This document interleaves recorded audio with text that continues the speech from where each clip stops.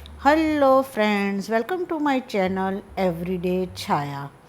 આજે આપણે બનાવીશું એક નવી જ ટ્રીક સાથે એકદમ સોફ્ટ એવા દૂધીના થેપલા કે પછી દૂધીના પરાઠા કે જેને તમે નાસ્તામાં ખાઈ શકો કે પછી ટિફિન બોક્સમાં કે ટ્રાવેલિંગમાં લઈ જઈ શકો. આ માટે મેં એક અડધી એવી દૂધી લઈ લીધી છે, જેને મેં સાઈડે ધોઈ રાખી હતી. અને હવે એને આપણે પિલરની મદદથી એના ઉપરના જે છોટલા છે તેને કાઢી નાખીશું.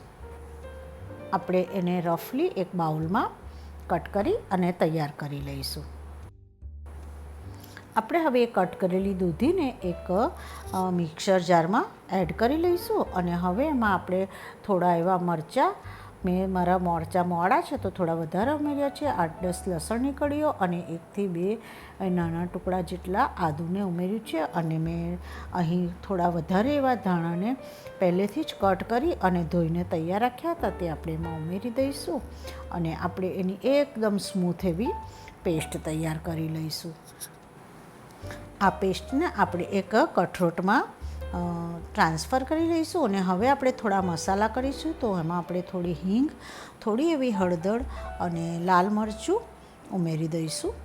આપણે લીલા મરચાં પણ ઉમેર્યા છે, તો લાલ મરચું ખાલી કલર માટે ઉમેરશું આપણે.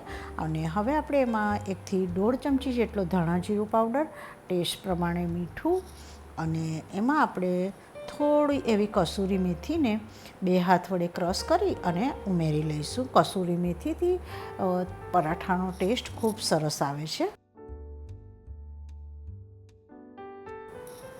આપણે હવે એમાં થોડા તલ ઉમેરી લઈશું. અને આપણે એમાં ઘઉંનો લોટ ઉમેરી લઈશું. ઘઉંના લોટ લગભગ અહીં મારે લગભગ 1.5થી 2 ચમચા જેટલા મેં લોટ ઉમેર્યો છે. અને હવે એને આપણે સારી રીતે બધું મિક્સ કરી લઈશું. આપણે જે આ પેસ્ટ બનાવી છે એનાથી જ આપણે લોટ બાંધવાનો છે. આપણે પાણી કે એનો યુઝ નથી કરવાનો. જો તમને જરૂર લાગે તો થોડો વધારે એમાં ઘઉંનો લોટ ઉમેરી લેવો.